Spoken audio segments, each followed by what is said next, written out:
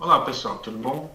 Eu me chamo Gustavo Dobek, eu sou professor aqui na Faculdade de Engenharia Química da Unicamp e estamos aqui, juntos nesse curso sobre Química de Baterias, onde a gente explora várias oportunidades que a gente tem aí, principalmente na questão da transição energética, né? Ela apresenta um desafio bastante amplo, bem grande, cheio de oportunidades de novos negócios. Então aqui nesse curso a gente está dando uma pincelada aí nas principais tecnologias, né, que vão estar aí no centro da transição energética, que é o armazenamento de energia. Como que a gente faz esse armazenamento de energia?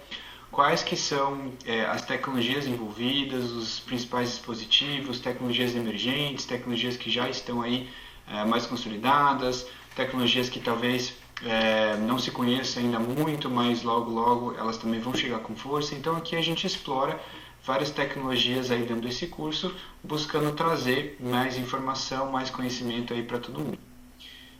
O time, né, composto aí, sou o professor Gustavo Dobek, como eu comentei aí, também temos aí o Hudson Zanin, da Faculdade de Engenharia Elétrica, né, aqui da Unicamp também, e o professor Leonardo Moraes da Silva, que é da Universidade Federal do Vale do Jequitinhonha, também aí parceiro nosso aqui desenvolvendo as tecnologias aqui no nosso centro de pesquisa, né? E aí, né, todos vocês aí vão vê-los também, né, aqui dentro do curso, abordando aí diferentes tecnologias. Então, dentro das tecnologias que estamos abordando, né, o curso é composto de alguns módulos, né? Então, não sei se essa é a primeira aula ou não, segunda, né? Caso esteja vendo na ordem aí. Então, nós teremos a parte aí no primeiro módulo sobre baterias de lítio-íon, né, que são as mais tradicionais, as mais conhecidas hoje, né, que se fala aí bastante, principalmente aí relativo à mobilidade elétrica, carros elétricos, né? Então tudo que a gente vê hoje, dispositivos portáteis, notebook, celular, tudo está baseado nessa tecnologia de lítio-íon, que tem vários tipos, né, de lítio-íon, como né, abordado aí também dentro do curso, aí diferentes químicas, materiais, como que eles são compostos, né? Também falaremos de outros tipos de sistemas de armazenamento, né, como hoje, né, a gente vai estar vendo aqui as baterias de lítio enxofre, né, que é uma mobilidade bem interessante, né, uma alternativa bem interessante do que a gente chama de Beyond Lithium-Ion, que são baterias aí com uma grande capacidade, um potencial bem interessante para redução de custo também. Vamos ver sobre baterias de fluxo, né, que também são baterias interessantes aí para se juntar a sistemas estacionários de energia, e também sobre supercapacitores, que são sistemas de potência, né? Então, importante a gente ressaltar que a gente precisa ter um cardápio, né, de várias tecnologias, né, que entender um pouco mais de cada uma, mas como que elas se complementam, como que elas podem ser colocadas de maneira sinérgica para trabalhar junto, inclusive entender, né, mais sobre essas tecnologias também permite a gente entender melhor como que seriam planos de negócios, como que seriam formas de fazer essa associação para ter um melhor retorno, né? Um plano de negócio mais robusto aí que consiga gerar mais valor. Então, também para isso é interessante a gente entender um pouco mais de como que essas tecnologias funcionam, aonde que elas são fortes, aonde que elas têm deficiências, e assim poder também julgar melhor, inclusive os players, né, que vão estar, alguns já existem, mas a gente vai ver essa corrente forte aí de novos players e produtos sendo ofertados nesse mercado aí, né, nos próximos anos, com certeza. Então hoje a gente vai estar aqui falando de baterias de lítio enxofre. Então, para a gente começar a falar desse assunto, a gente tem que entender que essas baterias são o que a gente chama de baterias de longa duração, né? Ou seja, são baterias com altíssima quantidade de energia que elas podem armazenar, né? Porém, elas não têm uma altíssima taxa de carga ou descarga. Então, não são baterias que você consegue carregar e descarregar muito rápido, né? Então, de certa forma, ela tem um caráter oposto, né? Por exemplo, no supercapacitor, que é um sistema de potência, mais baixa quantidade de energia. Aqui é um sistema de alta quantidade de energia, porém a potência é bem menor, né? Então, por isso que a gente chama elas de baterias de longa duração, e a gente vai entender aqui ao longo desse curso um pouco melhor de por que isso, por que essas limitações, quais são as vantagens, né? E no final a gente também vai falar um pouco mais sobre estimativas de custo, projeções de custo desse tipo de tecnologia, que também é bem interessante por ser composta de materiais mais abundantes, né, do que, por exemplo, o lítio-íon e outros materiais. Então, para a gente começar a nossa conversa, né, aqui a gente coloca um quadro, né, com um overview aí bem, né, tem um monte de informação aqui, mas só para a gente chamar a atenção um pouco primeiro da evolução que a gente teve, né, desde a primeira bateria da Sony, né, que foi ali em 1991, né, que inclusive rendeu aí o prêmio Nobel, né, ano retrasado, né. Foi a primeira bateria de lítio-íon, então desde então houve uma grande evolução, né, ao longo desses últimos anos com relação à quantidade de energia, ou seja, quantos watts-hora por quilograma de bateria esse dispositivo é capaz de armazenar, né? E nos últimos anos a gente está tendo uma corrida muito grande aí de vários players, né? Muitos puxados pelo setor automotivo, de tração elétrica, para novas químicas de bateria, novos compostos, né? Lá atrás iniciou-se lá com óxido de cobalto, hoje a gente já tem incorporação de níquel, manganês, ferro-fosfato, né? Tem várias outras químicas, né, que você pode compor ali para criar esses eletrodos com vantagens e desvantagens de cada uma, né? Então hoje aí o que a gente tem são, né, níquel, cobalto, manganês, né, que são as mais no estado da arte, digamos assim, hoje, né, dessas baterias, com aí a maior densidade energética que a gente consegue hoje. Mas eu coloco esse quadro aqui para a gente chamar a atenção de uma coisa, né? A gente tem baterias que eles chamam avançadas, né, de lítio-íon, aqui essa geração 3, por exemplo, colocaram nesse gráfico, né, sendo hoje implementadas comercialmente. A gente tem aí uma busca por baterias totalmente no estado sólido, né, ou que possam, né, ser operadas com lítio metálico, que isso também traz uma redução de peso para a bateria, né? Então hoje isso está sendo muito forte, a gente vai comentar um pouquinho mais disso ao longo do curso. E a geração 5, né, são justamente essa bateria aqui, lítio-enxofre, e uma prima dela que é a lítio-ar, que está ainda mais distante de comercialização, mas a lítio-enxofre já está muito mais próximo, né, de ser um dispositivo aí, comercial, com inclusive alguns players, né, não no Brasil, mas fora, já tentando comercialização dessas baterias. Então seria aqui a geração 5, onde a gente chega em valores aí de densidade energética bastante superiores, né, às atuais tecnologias. Então, né, olhando aí para Beyond Lithium-Ion, né, que é um ponto aí que a gente colocou no começo aqui do curso, né, o que é esse Beyond Lithium-Ion? Quer dizer, além da Lithium-Ion, né? Então a Lithium-Ion, né, ela se tornou aí um benchmark, né, se tornou aí o alvo, né, a principal tecnologia de referência. E depois aí de muito tempo de desenvolvimento, a gente observa que ela já está atingindo aí um nível de maturidade bastante elevado, que todos os ganhos que se tem hoje eles são mais incrementais e não mais disruptivos, né? Então a gente já está chegando no limite teórico do que é possível conseguir com esse tipo de tecnologia, né? Então por isso que tem esse conceito chamado Beyond Lithium-Ion, né, que se refere a outras tecnologias, né, que têm potencial de causar evolução disruptiva frente ao que se consegue na lithium-ion, né? E uma dessas tecnologias é a lítio-enxofre, né? Então aqui também colocado como LiSB, né, que é de Lithium Sulfur Battery, né? Então hoje, dentro dessas tecnologias Beyond Lithium-Ion, né, a mais madura hoje, né, que oferece possibilidades de implementação real para diversas aplicações, né? A bateria de lítio-enxofre, né, e também dentro desse conceito de Beyond Lithium-Ion, é uma bateria que a gente chama de bateria de conversão, né, ou conversão química, né? Então esse tipo de bateria, né, é uma classe à parte, né, de sistemas eletroquímicos de armazenamento de energia, que tem um funcionamento bastante distinto, né, das atuais lítio-íon, né? E é justamente por conta desse funcionamento distinto é que elas conseguem ter uma grande quantidade de energia, né? Uma quantidade de energia muito maior, né? Chegando até uma ordem de magnitude mais, ou seja, 10 vezes mais do que uma lítio-íon. Porém, isso também confere algumas restrições, né? Alguns desafios tecnológicos extras que vêm justamente dentro dessa vantagem, né?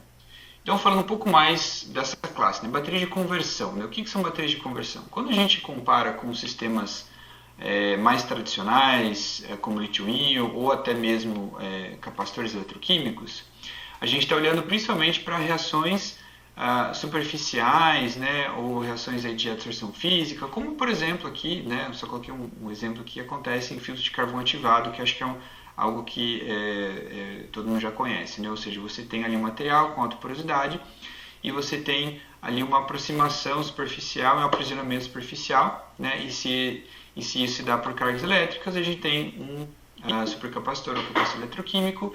Se a gente tem a introdução dessas espécies iônicas dentro desses poros, aí dentro do material, a gente vai ter uma intercalação iônica, que é o que acontece na lítio-íon, mas quando a gente compara com uma reação química, né, ou conversão química, que é de fato quebrar e formar novas ligações químicas. Então eu estou formando um composto novo e eu estou decompondo um outro composto. Então é de fato uma reação química acontecendo, né?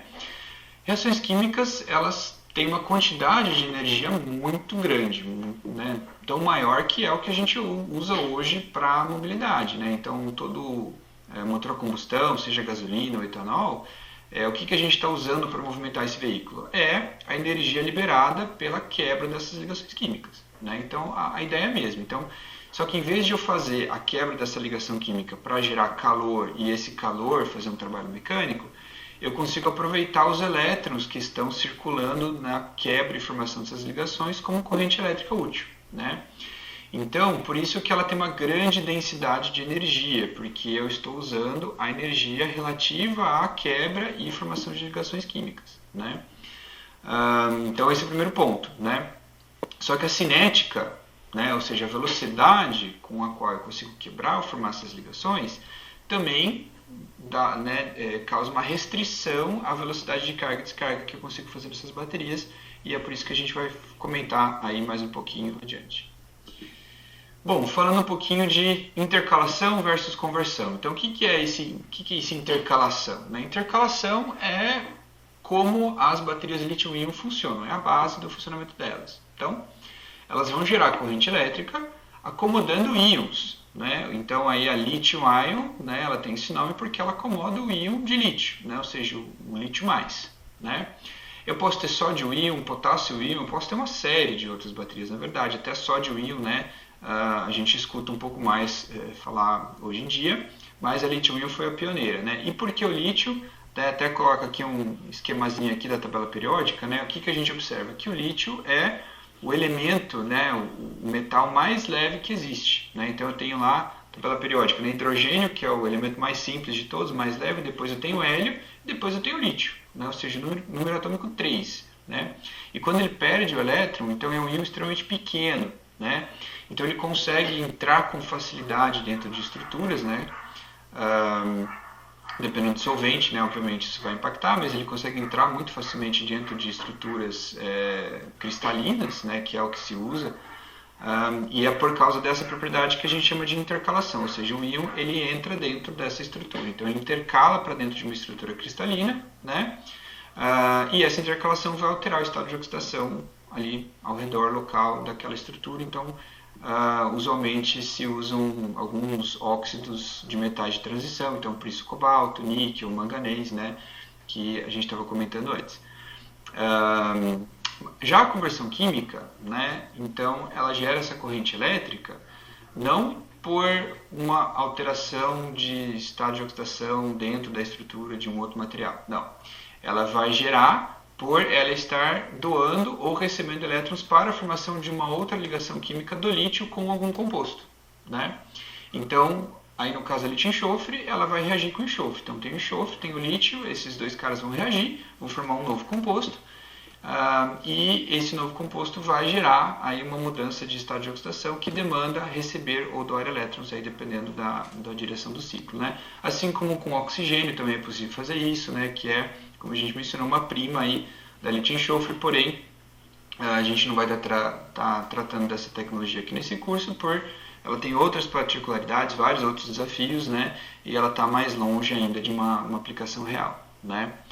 Então, durante o ciclo de carga e descarga, são formados esses novos compostos químicos que devem ser decompostos, né, para que essa reação, né, seja reversível. Então, se a gente olhar né, fazendo essa comparação entre a intercalação de íons e conversão química, né, assim, essa conversão química, né, a gente tá falando aqui do lítio e tudo mais, eu também posso fazer com sódio, com potássio, com outros elementos, mas à medida que eu vou aumentando o tamanho do elemento, né, o sódio, potássio, etc., eu tenho outras questões, né, que tornam mais difíceis ainda, né, a construção dessas baterias, como a mobilidade do íon, né, etc.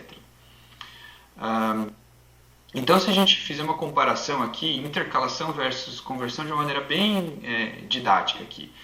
Se a gente considera lítio-íon, né, que é uma bateria de intercalação, então se eu considerar aqui o lítio, né, como sendo aqui uma pessoa, né, como que essa bateria vai funcionar? Eu preciso ter uma estrutura cristalina, que é mais ou menos comparativamente o tamanho de uma casa, né, frente a essa pessoa, para que o lítio possa entrar dentro dessa casa, né?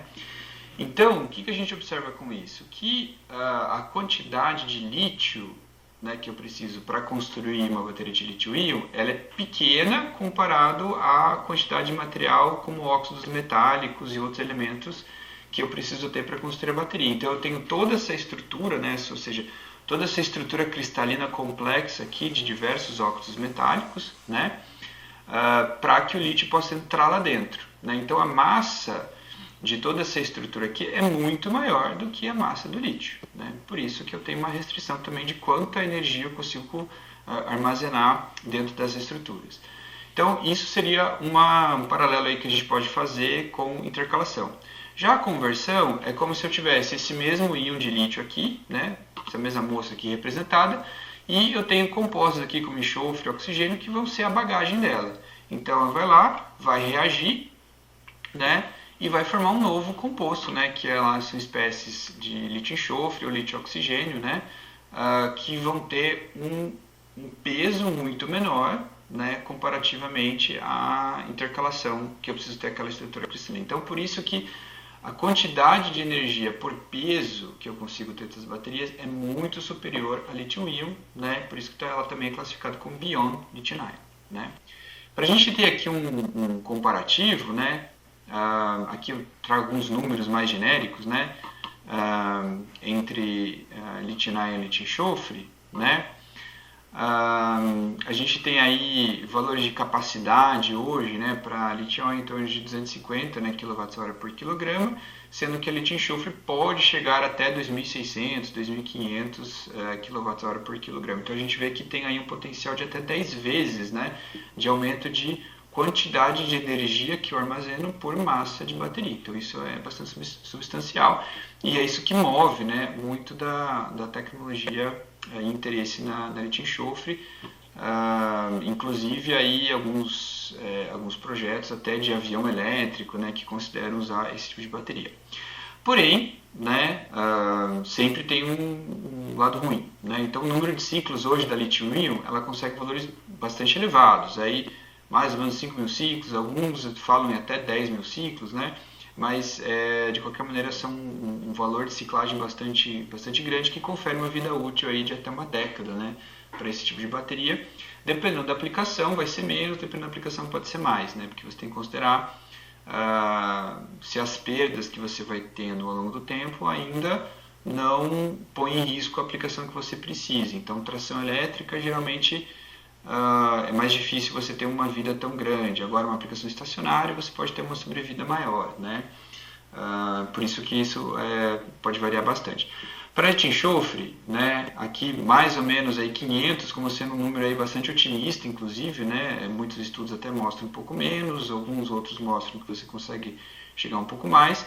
Só que isso também é uma coisa que não está tão bem estabelecido como na lítio-íon, justamente por a gente não ter ainda um emprego em larga escala comercial dessa tecnologia como a gente tem na lítio-íon. Então, aí vida útil também de 2 a 5 anos, também isso em avaliação, né?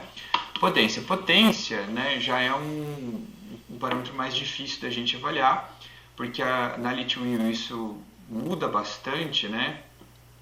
Conforme a química do dispositivo, então você tem dispositivos com potência bastante elevada, já outros nem tanto, mas de qualquer maneira a gente espera aí talvez até 10 vezes menos potência da lítio-enxofre comparado a lítio-íon, né, pegando aí um exemplo de uma lítio-íon com alta potência, o que uma lítio-enxofre poderia trazer, e com certeza vai ser uma potência bem menor, justamente pelas reações químicas envolvidas, elas não conseguem ser tão rápidas quanto um processo de adsorção física, ou intercalação, que muitas vezes eles são extremamente rápidos. Então, a gente tem essas limitações e também a gente vai entender um pouco mais o porquê disso. Então, principais vantagens desses sistemas de conversão. Então, a gente tem altíssima densidade energética, sistemas com, portanto, sistemas com baixo peso. Isso também confere um menor uso de matéria-prima, então elas têm uma vocação natural para reduzir o custo de armazenamento de energia. Então, por quê? Porque eu preciso de menos bateria para conseguir chegar na mesma quantidade de energia. Esse é um ponto. Particularmente falando da lítio-enxofre, a gente ainda tem o uso de materiais menos nobres. A gente tem, basicamente, o lítio seria o mesmo do lítio-íon, mas como a gente comentou, não é o lítio que encarece as baterias de lítio-íon, mas sim os óxidos metálicos. No lugar do óxido metálico, a gente usa o enxofre, que é um material extremamente barato. Ele quase que não entra no conto do custo dessas baterias, só para vocês terem uma ideia de quão baixo é esse custo. Então, isso também confere um potencial bastante interessante para essa tecnologia. E aí, como desvantagens, que a gente comentou, reação mais lenta, comparada com intercalação, menor potência por célula, existe também uma menor eficiência no ciclo de carga e descarga, justamente porque eu preciso gastar uma quantidade de energia para que as reações químicas possam acontecer, então ela vai ter uma eficiência menor, do que a lítio-íon, mas a gente também tem que ter colocar esses números em perspectiva, porque a lítio-íon, a gente está falando aí de mais de 90% de eficiência do ciclo de descarga e carga. Então, mesmo que eu tenha uma eficiência menor do que os 90%, ainda ela vai ser aí na casa dos 80 e poucos por cento, então ainda é um valor bastante competitivo. E o grande problema, com certeza, que é ainda ter algumas estratégias aí, a gente vai abordar isso também ao longo do curso e para todos os inscritos aí a gente pode também voltar nesse assunto aí para detalhar um pouquinho mais, é a questão do número de ciclos de carga e descarga, que acaba sendo aí deixando a desejar em relação ao lítio-íon. Aqui a gente tem alguns dados aqui só para a gente ter uma noção comparado, então comparativamente com a densidade gravimétrica, lítio-íon e lítio-enxofre aí muito maior, e também densidade volumétrica, então também isso tem a ver com o packing, com o compacto eu consigo fazer aquele dispositivo. Bom, então falando um pouquinho de como que funciona essa bateria. Então aqui falando um pouquinho mais em detalhes como que ela funciona. Lógico que a gente não vai aprofundar nos pormenores ali de vários pontos do material, mas para a gente dar uma boa ideia de como é que funcionam essas tecnologias. Então, aqui basicamente a gente tem reação de descarga e carga. Então, na reação de descarga, de um lado a gente tem um eletrodo, o que a gente chama de anódico, que tipicamente é feito através do lítio metálico, que ele vai sofrer uma oxidação, ou seja, ele tem o lítio metálico que vai virar o íon de lítio, o lítio mais. Esse íon de lítio ele é conduzido por meio do eletrólito aqui internamente na minha célula e chega do outro lado, que é o meu eletrodo catódico. E é onde está o enxofre. Então, nesse local onde está o enxofre, e a forma mais comum aí que a gente encontra do enxofre é esse S8. Naturalmente o enxofre, aquele pozinho amarelinho, ele é esse cara aqui, ele é S8 e forma esse anel aqui, esse composto é como ele se encontra na sua forma mais estável. Então o lítio vai lá e reage com esse S8, abre esse anel e começa a formar uma espécie litiada aqui desse enxofre. Então ele entra lá dentro e abre esse anel, faz uma reação, uma ligação, e essa reação ela vai acontecendo em múltiplas etapas. Então esse cara aqui, o LiS8, com mais um íon de lítio, vai formar Li2S8, e esse cara vai continuar sofrendo ataque do lítio, vai, até que eu vou chegar na última espécie aqui, que vai ser o Li2S, que é a espécie mais estável ali, é onde a reação de fato termina e ela não consegue continuar, né? Então, em cada uma dessas etapas, eu vou tendo ali troca de carga e fornecimento de corrente elétrica, né? Na descarga, a reação deve ser a inversa, ou seja, eu vou retirando o lítio, né, desse enxofre e esse enxofre vai se remontando até voltar aqui ao S8, né, ou muito próximo disso. E esses íons de lítio eles vão então para o outro lado, o lado anódico, onde eles vão sofrer a redução, né? O lítio mais, o lítio íon, vai voltar a ser lítio metálico sobre o eletrodo aqui anódico. Então esse é o princípio de funcionamento, né? Então a gente observa aqui que eu tenho várias etapas, né? Várias etapas reacionais. Obviamente isso confere complexidades ao sistema, que eu tenho que saber como manejar isso daqui, e também a reversibilidade, né? Como reversível é, quais são os problemas que surgem por essa reação. Então, isso me fornece uma grande quantidade de energia com material de baixíssimo custo, né? Que é um enxofre muito abundante, né? Porém, eu preciso saber controlar essas reações, e aí a gente vai falar um pouquinho mais de todos esses pontos aí, né? Bom, por conta da gente ter, né, essas várias intermediários e etapas de reação, a gente tem um perfil aí que a gente chama de perfil de descarga ou perfil de carga também bastante particular, né? Então toda a bateria eletroquímica ela vai apresentar esse perfil como está mostrado nessa figurinha aqui, no caso aqui para lítio-íon, né? Então, ou seja, o que é esse perfil? É como que a voltagem, né, a diferença de potencial, varia conforme a corrente elétrica, né? Então, tipicamente ela apresenta aqui um gráfico de capacidade, né, o estado de carga, em função do potencial da célula, né? E esse perfil ele vai ser um reflexo de todas as reações químicas e físicas que vão acontecer ali dentro da bateria, e é o que os sistemas lá que a gente chama de BMS, né, que é Battery Management System, usa, né? Então, sabendo como que é esse perfil, ele usa isso para informação de gestão de corrente elétrica na bateria. Por isso que quando você quando você coloca lá para carregar o seu celular, ele tem já essa inteligência interna que ele vai deixando, né, a corrente fluir mais rápido, mais devagar, dependendo do estado de carga, né? Por isso que a bateria ela carrega muito rápido, né? De 20% a 80% ela carrega muito rápido, mas de 0 a 20% ou de 80% a 100% ela demora mais, né? Então justamente por causa desse perfil. E aí, no caso da lítio-enxofre, né, ela tem um perfil aí bem, né, ela tem um perfil mais complexo quando a gente compara com o perfil de carga e descarga de uma lítio-íon, né? Por que ela tem esse perfil? Justamente porque eu tenho várias etapas de reação. Então, esses potenciais, né, eles vão sendo alterados. Eu tenho diferentes platôs ali para a bateria, dependendo do estado de carga ou descarga que ela se encontra, né? Então eu consigo inclusive ver, né, ter uma ideia de onde majoritariamente alguns compostos aí, né, de enxofre e lítio, que a gente chama de polissulfetos de lítio, né? Então um termo técnico aí que se usa para esses compostos diferentes, a gente consegue identificar ali primordialmente aonde que esses compostos estão ali dentro do ciclo de carga e descarga, né? Então, falando aí de, né, esse basicamente é como que elas, né, naturalmente se comportam, né? E como que eu faço a construção dessas células, né? Que materiais que eu utilizo para a construção, né? Então a gente tem todo o dispositivo eletroquímico, toda a bateria, ela tem basicamente três caras aí. Eu vou ter o eletrodo anódico, o catódico e um separador e o eletrólito, ou seja, sempre um sanduíche, né? Eu tenho polo negativo, polo positivo e um separador no meio. Por que eu tenho que ter esse separador no meio?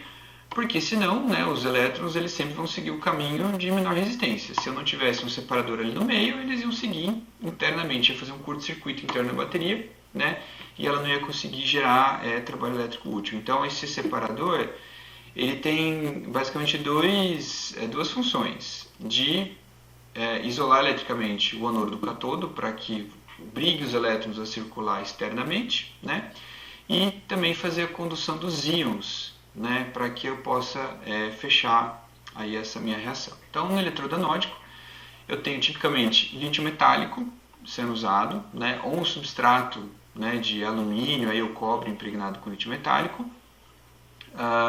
e podendo ter também compostos de carbono, né, como por exemplo a gente encontra na lítio-íon, né, que o anodo é feito de basicamente grafite, né. Eu também posso usar esse mesmo material para fazer o anodo de lítio-enxofre, porém isso não é muito usual se fazer, e a gente vai ver mais para frente por quê, mas é basicamente por uma incompatibilidade de capacidade, né? O carbono litiado ele vai ter uma capacidade menor do que a que eu preciso para lítio-enxofre, né? Aí o separador, né, e o meu eletrólito, então como separador se usa basicamente o mesmo material que se usa como separador de lítio-íon, que é uma membrana polimérica plástica, né? Aí o Celgard é o nome comercial aí da mais conhecida. Ou eu posso usar algum outro tipo de separador poroso que seja inerte, né? Também posso utilizar.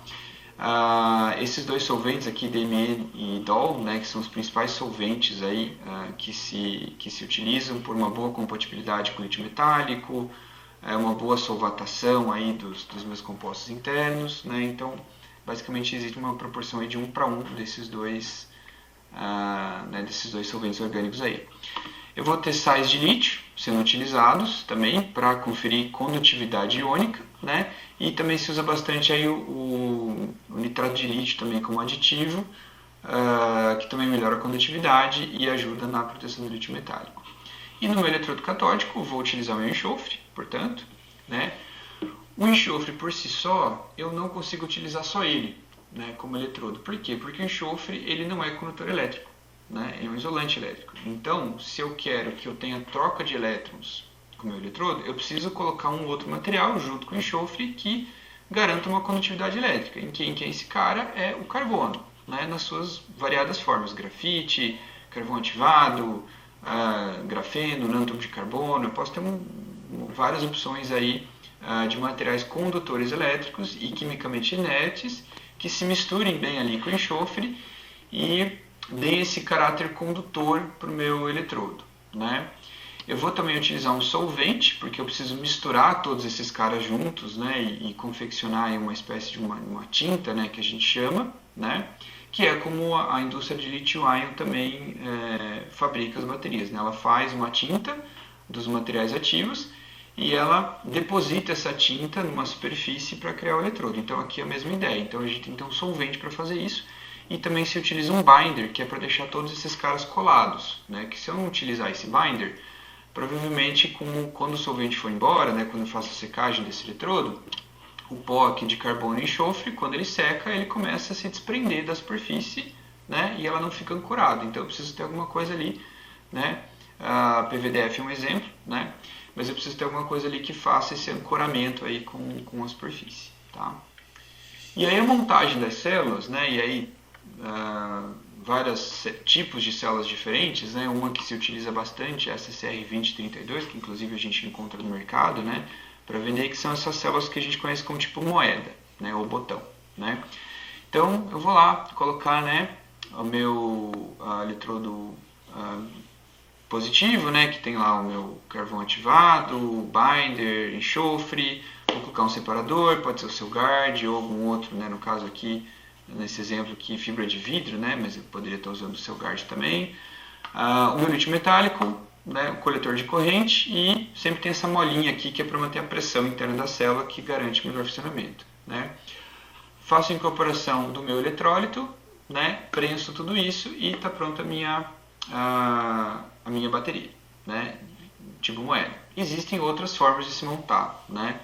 Eu posso montar pouch cell, eu posso montar célula cilíndrica, né, existem vários outros formatos de célula também, que inclusive a gente vai falando mais, né, sobre montagens, tecnologias de montagem, aspectos relativos a isso também no curso de montagem de baterias depois, para, né, um nicho mais específico para quem tiver interesse, né. Então, esse tipo de célula de enxofre, né, como a gente comentou, altíssima densidade energética, um peso baixo, né, menor uso de matéria-prima. Então, né, esses aspectos aqui a gente também já comentou, né. Alguns indicadores aí de materiais ativos, né, para essa célula, né, ou seja, quanto de enxofre, quanto de eletrólito, quanto de cada coisa eu preciso colocar para me gerar uma célula mais efetiva, né? Então tem alguns estudos, né, já mapeando isso.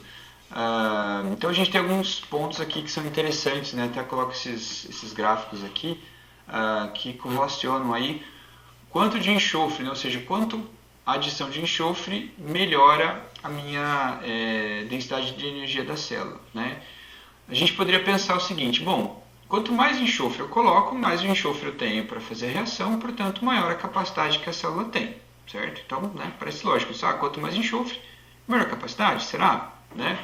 Acontece que quando eu vou colocando muito enxofre, muito material ativo, eu vou deixando o eletrodo muito espesso, né? Eu vou deixando ele muito gordinho, né?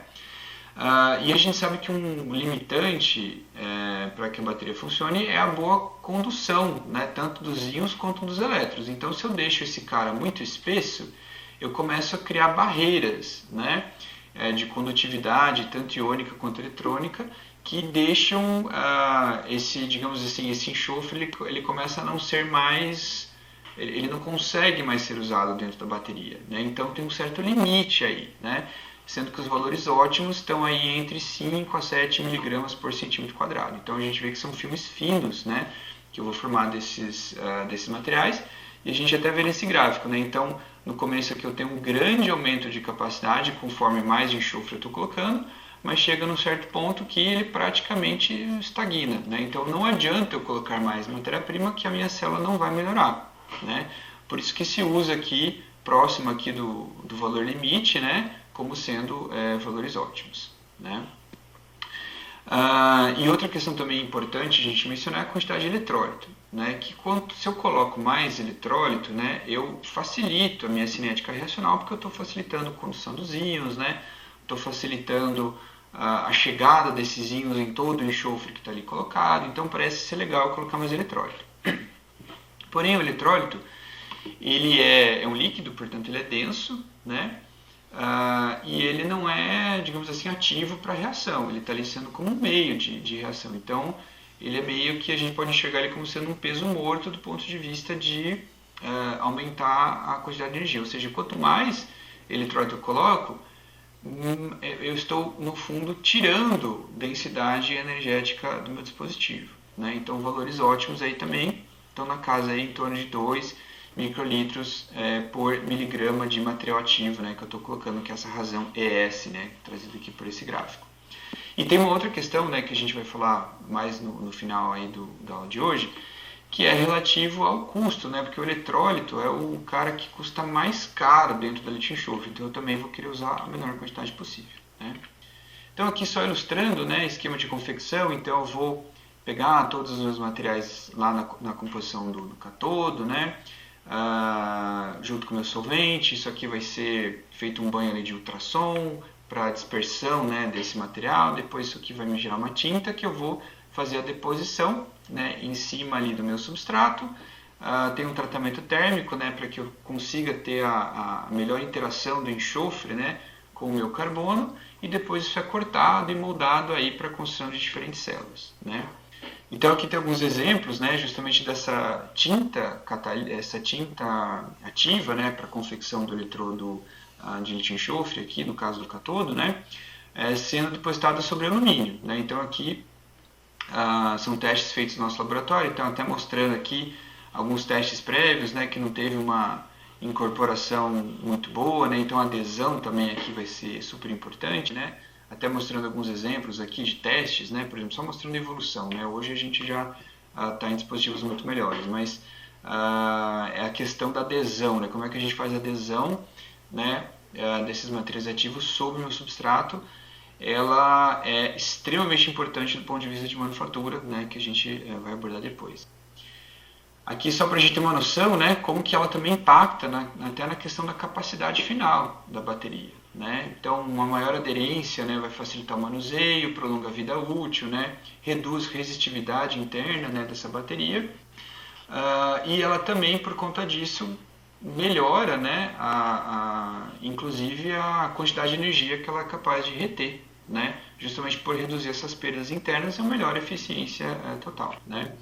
E aqui são alguns exemplos aqui, né, do nosso grupo, né, Então aqui trazendo, por exemplo, essas são baterias de lítio-enxofre, do tipo moeda, né, que foram confeccionadas. Aqui colocamos circuito simplesinho, né, aqui acendendo alguns LEDs, né, mostrando aí a geração de corrente, né, que elas podem dar, que é um dispositivo funcional, bem feito, sem reações paralelas, né. Inclusive aqui um outro vídeo também mostrando, né, fazendo um stack, né, de várias delas aqui, para mover um motorzinho elétrico, né. Isso aqui é um motor, se não me engano, aqui de automotivo, né. Então ela tem, né, uma energia suficiente aí para mover aí aplicações um pouco mais pesadas e uma densidade energética bastante alta. Então aí já é um processo de otimização aí feito aí dentro do nosso grupo para melhorar a aderência, melhorar a ancoragem, construir, né, ou seja, como que você faz a construção realmente dessas baterias, que também vai ser alvo aí de um curso nosso mais para frente para quem tiver aí o interesse, né.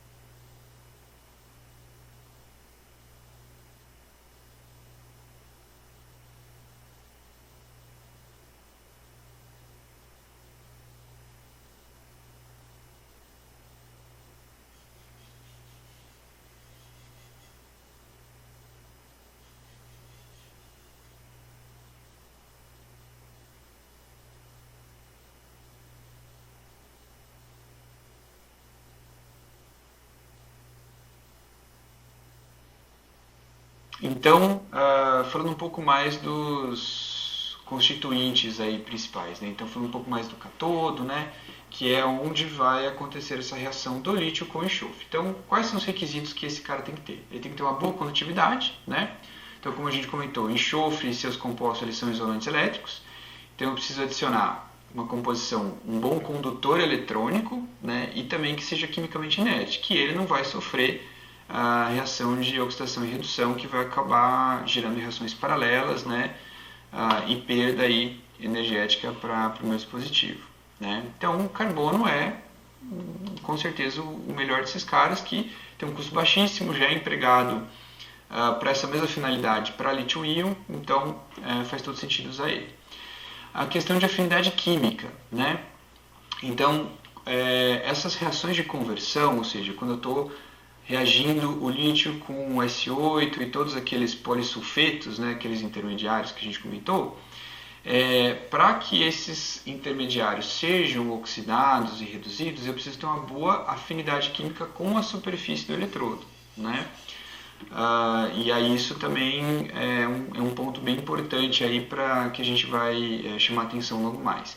E também a imobilização desses polissulfetos, né? Então esses polissulfetos de lítio, né, alguns deles são solúveis e podem aí se difundir, né? Eles podem migrar aí para o eletrodo, e eu preciso de uma forma de ancorar, de aprisionar esses caras, para que eu possa de fato fazer a reação de conversão que eu estou interessado, né? Então esses são alguns parâmetros aí básicos, né? Então boa condutividade eletrônica, afinidade química e possibilidade de imobilização desses polissulfetos de lítio para que a bateria funcione corretamente, né?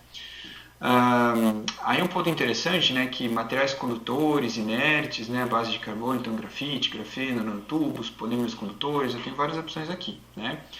Então, principalmente grafite ou carvão ativado, né, inclusive carvão ativado advindo de fontes vegetais, né, como da biomassa, eles têm um ótimo custo-benefício, né? São materiais muito bons, porém a sua superfície é mais hidrofóbica, né? Ou seja, ela não tem uma afinidade muito boa com esses polissulfetos de lítio, então ela repele esses polissulfetos de lítio, fazendo com que eles migrem, né, se difundam mais ainda pelo meu eletrodo, que é uma coisa que eu não vou querer muito, né, porque isso me gera um problema, né. Por conta disso, a gente coloca alguns aditivos, né, por exemplo, os óxidos, carbetos, sulfetos metálicos, né, então são alguns elementos que a gente coloca, né, numa quantidade, e aí isso varia de cada um, né, mas São quantidades aí, pelo menos metade do que se usa para lítio-íon, né? Que são elementos com custo maior quando comparado a carvão ativado, grafite, por exemplo, né? Que eles vão ter grande afinidade com esses polisulfidos de lítio, né? E também servem aí como centros reacionais e âncoras. Então isso aumenta bastante a vida útil dessas baterias e né, um ponto importante aí. Existem aí inúmeros trabalhos, né? A gente não vai entrar tanto em detalhes aqui, de outras formas que você pode fazer, de como melhorar essa interação, essa afinidade química, né? Mas aí já é realmente indo para algo mais detalhado dentro da tecnologia, né? Falando um pouco do anodo metálico, né, que a gente comentou que essas baterias elas utilizam anodos à base de lítio metálico para construir essas baterias, né? Então, quando a gente vê aí uma evolução, né, de anodos diferentes para baterias de lítio, né, e aqui tanto faz se é lítio-enxofre ou lítio-íon, né, uma coisa interessante a gente reparar é que as primeiras baterias de lítio-íon, né, que foram lá confeccionadas lá na década de 90, né, elas usavam lítio metálico, né, como eletrodo anódico, né? Por quê? Porque ele tem um custo menor, mais simples, né, e é muito bom, né, bastante eficiente, ele tem um potencial, né, a diferença de potencial que a célula consegue obter com ele é bem alto, né, então ele é um ótimo candidato. Só que o que aconteceu já naquela época, né? Era uma questão de segurança, né? Ou seja, o lítio metálico ele é um metal extremamente reativo, né? Tanto é que a gente não encontra lítio metálico na natureza, né? Se pegar um pedaço de lítio metálico e expor à atmosfera, só de ele entrar em contato com o oxigênio ou com a água, ele vai ser oxidado em poucos minutos, né? Então ele é um material muito reativo, né?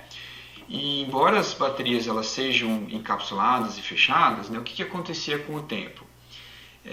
Os ciclos de carga e descarga, né, eles criavam o que a gente chama de dendritos, né? Então eles criavam deposições irregulares desse lítio sobre o lítio metálico, né? Toda vez que eu oxidava e redepositava, eles iam criando, parecia umas arvorezinhas assim, que quando elas cresciam muito, elas conseguiam romper esse separador e causar um curto-circuito interno na bateria. E esse curto-circuito interno na bateria, ele aquecia muito, né, porque era uma grande quantidade de elétrons passando ali, então por efeito Joule ele aquecia a bateria, e ao aquecer a bateria, ela entrava em combustão, né? Então houveram alguns acidentes com relação a isso, então você viu, puxa, não, lítio metálico é uma coisa mais complexa, a gente não vai conseguir usar. A gente vai, então, se passou a usar eletrodos à base de carbono, né, ou grafite, né, que é o que se usa hoje, né, como padrão da indústria para diversas aplicações, inclusive para a mobilidade elétrica. Então, para lítio-íon, né, isso aqui deu um bom resultado, né, uma melhora grande de segurança, porque eu não tinha mais o problema de criar esses depósitos de lítio, porque agora o lítio estava aprisionado dentro aí do anodo de carbono, né? Porém, quando a gente fala em aplicações mais avançadas, quando a gente quer aumentar, puxar o limite, né, de quão denso eu consigo fazer o meu sistema para ele ter mais energia com menos massa, né, aí o anodo de carbono ele já começa a não ser o melhor candidato, começa a ter que procurar outras alternativas, e aqui a gente destaca duas, né, como sendo hoje, né, as que estão mais em foco, né, que são anodos à base de silício, né? Então o silício ele forma uma liga com o lítio, né? Evita o problema lá de curto-circuito, mas ele ainda tem um grande problema de expansão e contração que acaba fraturando ele, enfim, ainda está em fase de desenvolvimento. E a volta do lítio metálico, inclusive, né? Então é interessante a gente observar, né, que o primeiro, né, a primeira material que foi utilizado, que acabou sendo descartado por questões de segurança, hoje a gente está voltando nele e fala, olha, não, vamos voltar nesse cara, mas vamos pensar um jeito de fazer ele ser mais seguro, né? E aí existem formas para fazer isso, e é um grande ponto aí de pesquisa que a gente vê muito esforço nisso, né? Inclusive aí o desenvolvimento de eletrólitos sólidos, né, que a gente chama de All Solid State Battery, né, também pode utilizar esses eletrodos de lítio metálico. Então são formas de, puxa, como é que a gente utiliza aquele lítio que estava lá no começo, mas agora de forma segura. Só que agora também não se fala mais em usar um eletrodo de lítio grande, espesso, como se usava no começo. Hoje a gente já está falando de utilizar o lítio metálico mais um filme de lítio metálico bem fino sobre um outro substrato, por exemplo, cobre, né? E aí quando a gente olha para lítio enxofre, né, por que ela já nasce usando lítio metálico como anodo? Né? Aqui está uma figurinha do que eu comentei agora, né? Então aqui a gente tem uma folha, né, de cobre, né? Então uma folha bem fininha, essas folhas elas inclusive são mais finas do que aquela folha de papel alumínio que a gente compra no mercado. Então, ela é bem fininha mesmo. E a gente tem uma deposição de lítio metálico sobre esse cobre, né, que é quem vai ser ali o meu eletrodo. Então, por que as baterias de lítio enxofre já nascem usando lítio metálico como anodo? Então, a questão aqui está quando a gente olha a densidade energética desses eletrodos, né? Então, quando a gente olha, por exemplo, né, o lítio enxofre comparado com o lítio íon, né, a gente vê que a capacidade, né, do catodo, né, dessas baterias de lítio enxofre, né, aqui onde o pointer está, é em torno aqui de 1.600 mAh por grama, né? Comparativamente a lítio-íon é 140 lítio-íon, né? Então é um valor bem mais baixo. Aí se a gente olha para a capacidade do anodo, a capacidade do anodo de lítio metálico, só, né, olhando só o anodo de lítio metálico independente de outra coisa, é maior ainda, né, 3.800, né, mAh por grama de lítio.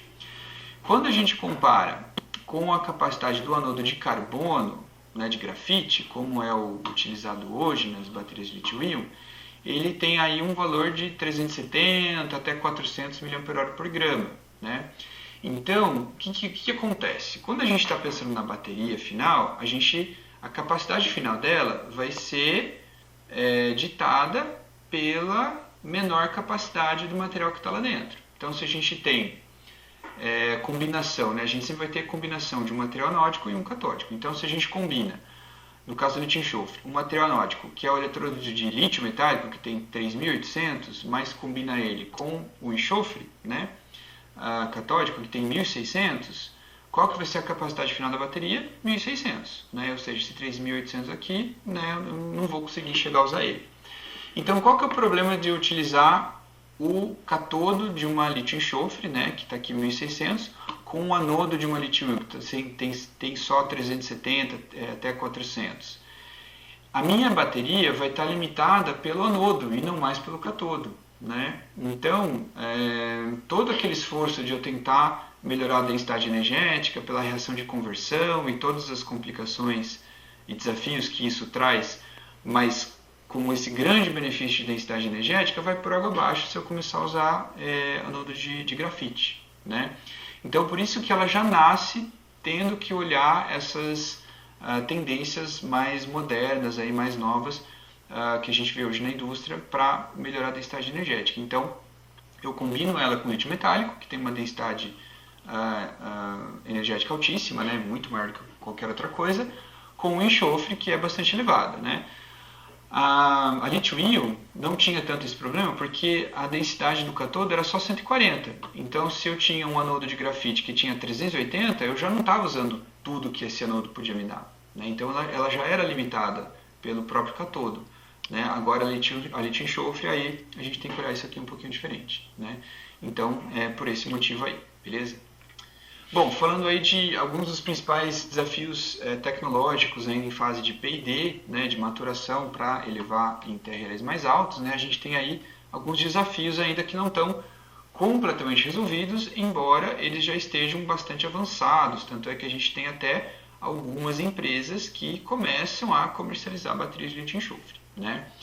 Então, dentre esses desafios, o que a gente tem? Baixa condutividade elétrica, né, do enxofre e dos produtos formados, né, como a gente já comentou.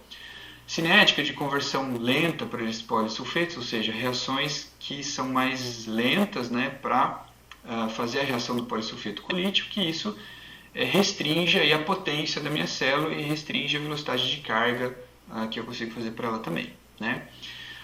Tem uma outra questão aqui que a gente vai abordar mais agora, que a gente chama de efeito shuttle, né? Ou seja, como que a migração desses polissulfetos de lítio me atrapalha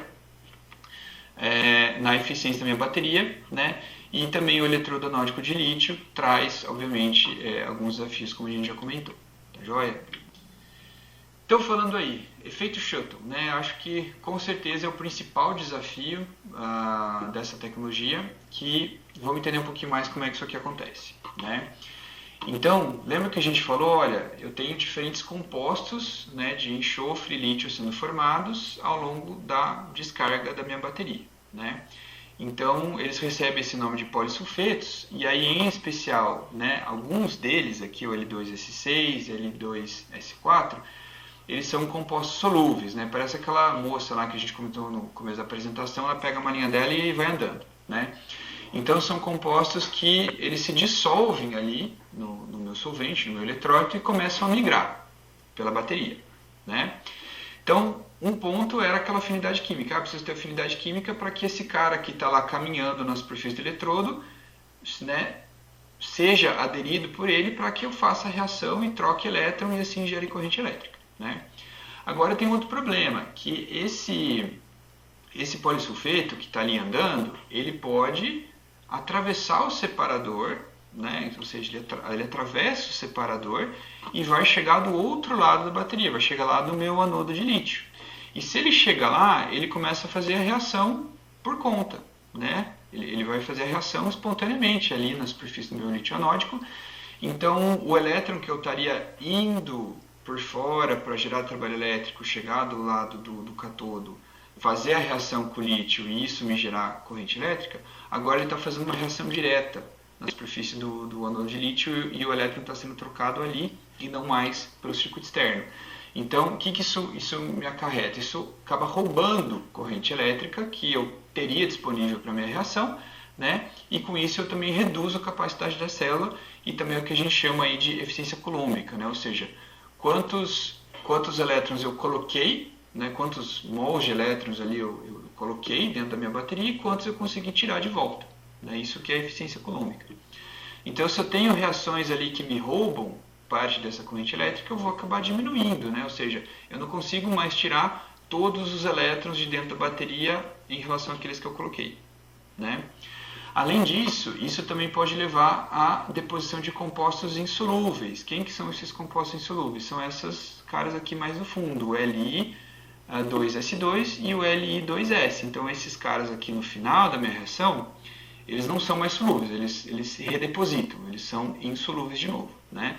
Então é até interessante a gente ver a dinâmica dessa bateria, porque ele começa, né, com enxofre, que é insolúvel, aí essa reação com o lítio começa a acontecer, ele forma compostos que são solúveis, e à medida que essa reação continua acontecendo, lá no final ela vai gerar compostos que são insolúveis novamente, né? E aí esses compostos aqui eles podem se depositar na superfície do lítio e também formar, né, atrapalhar ali a minha reversibilidade, né? Bom, e como é que a gente tenta mitigar ou, né, quem sabe aí resolver esse problema, né? Então, uma delas a gente até comentou, que é o uso aí de, né, formas de ancorar ou aprisionar esses polissulfetos de lítio lá no meu eletrodo catódico, que é onde eu quero que esses caras fiquem, né? Eu não quero perder eles de lá. E aí eu uso o quê? Óxidos, carbetos, sulfetos metálicos, que são materiais que têm boa afinidade com esses polissulfetos. E em vez de eles ficarem migrando por aí, eles ficam aprisionados, né? Porque eles têm uma boa interação química, então eles vão lá e absorvem na superfície desses óxidos. Eu também posso ter um controle de microestrutura, né, desses materiais aí à base de carbono, né? Então eu posso criar aí materiais que tem microporos, que eu insiro o enxofre lá dentro, mas o polissulfeto ele tem dificuldade de sair lá de dentro desse poro, então ele acaba ficando aprisionado. Então também tem vários desenvolvimentos nesse sentido, né? E também a criação de barreiras, né, no próprio separador, alguma barreira ativa, né, nesse separador que impeça então a migração desse polissulfeto, né? Ou algum filme, alguma proteção sobre o anodo de lítio, que mesmo que eu tenha essa migração, esse polissulfeto não consegue reagir na superfície do lítio. Então são algumas das principais estratégias aí que hoje se colocam para isso, né? Então aqui alguns exemplos, né, inclusive de resultados aqui do nosso grupo, né? Então alguns testes aqui, né, mais da literatura, mostrando, olha, incorporação de alguns óxidos metálicos em uma solução que tem esses polissulfetos dissolvidos, né, que nem aqui a gente vê o Li2S6, né, então ele confere essa cor, né, amarelada para a minha solução. Aí eu faço a inserção desses óxidos e eu vejo que tudo isso acaba precipitando no fundo, ou seja, ele rouba, né, esse polissulfeto da solução e isso fica na fase sólida, ele não vai mais migrar livremente, né. E aqui alguns desenvolvimentos nossos, né, também com alguns outros tipos de óxidos metálicos, né, que a gente mostra aí uma grande melhoria, né. Então, se eu tenho só enxofre e carbono, né, que seria essa curva verdinha, e aqui o número de ciclos, né, conforme eu carrego, descarrego, e relativo à eficiência colômica, ou seja, quantos elétrons eu coloquei versus quantos eu consegui. Então, eu consigo ter uma eficiência aí praticamente de 100%, né, ou seja, tudo que eu coloquei eu consegui tirar, né. Porém, depois de um tempo, isso começa a decair justamente por esses efeitos aí. E quando eu coloco essas âncoras, eu consigo ter um perfil, né, de estabilidade muito maior, né. Isso acaba tendo muitas vezes um preço, né, em termos de capacidade, porque eu estou adicionando mais massa, né, no fim das contas, mas para ter um dispositivo aí com maior vida útil acaba sendo bastante vantajoso, né. E obviamente esses valores aqui, né, de capacidade depende também do range de potencial que eu opero. Eu consigo trabalhar com valores de capacidade maior ou menor dentro da mesma bateria, tá? Outros efeitos, né, aqui alguns exemplos, somente trazendo para vocês, né, alguns materiais ativos, como por exemplo aqui esse estudo ele traz nitreto de nióbio, né, que age também como uma âncora, não deixa esse polissulfeto passar, ou então filmes, né, que são feitos sobre o anodo de lítio, né, aqui um exemplo também de um filme inorgânico, né, composto aí, que impede essa reação aí superficial, e assim eu evito essa perda de eficiência da minha bateria, né.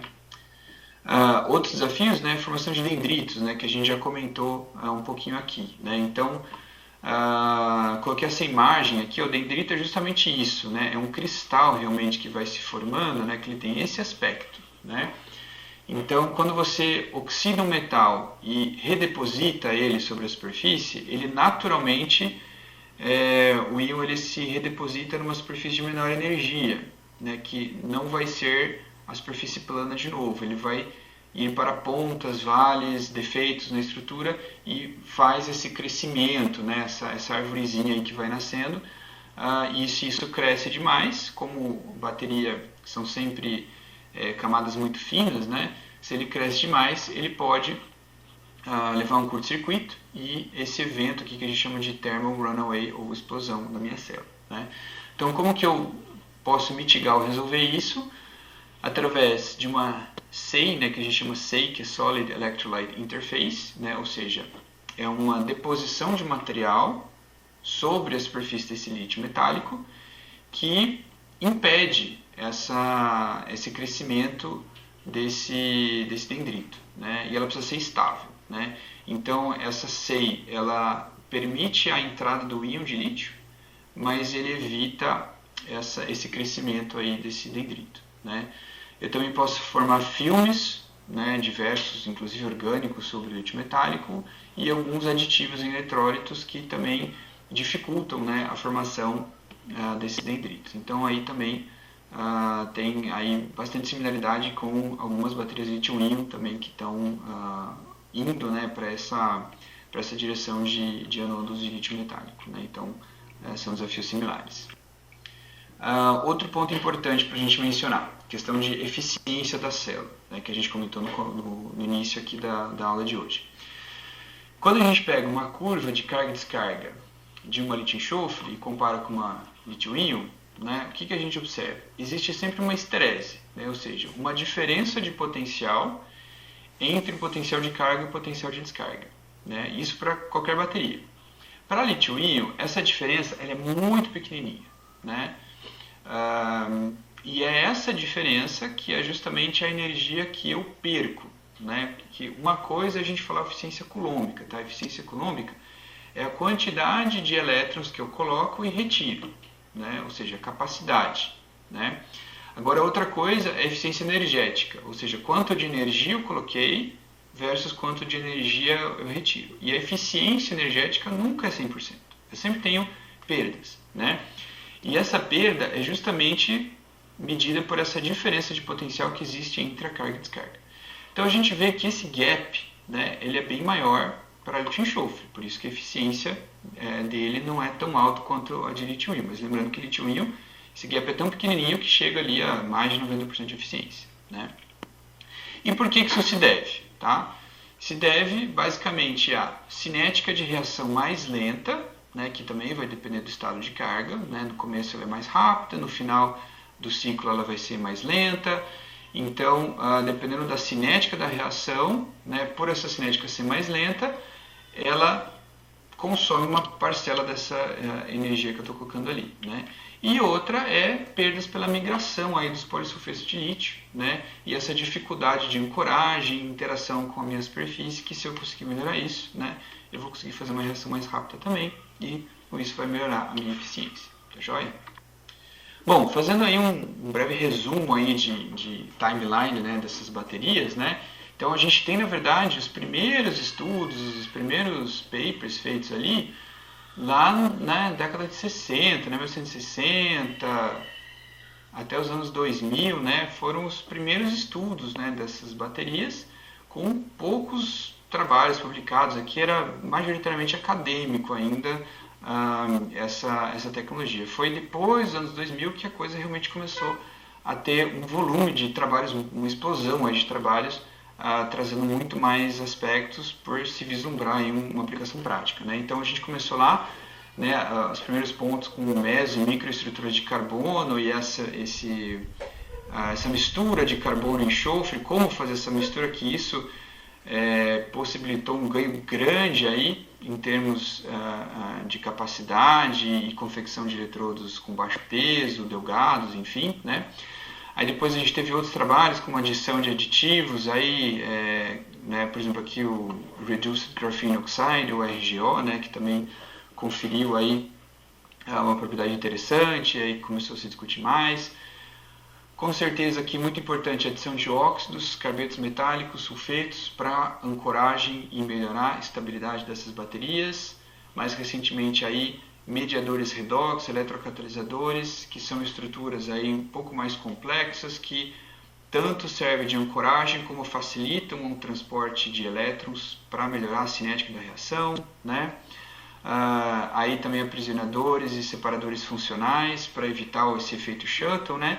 E mais recentemente a gente já tem aí um bom norte de parâmetros construtivos, né? Que é aquilo que eu falei lá no começo para vocês. Olha, quanto de enxofre a gente tem que colocar, quanto de eletrólito a gente tem que colocar, né? Então já existem aí estudos aí trazendo um norte aí bem interessante para esses parâmetros, né?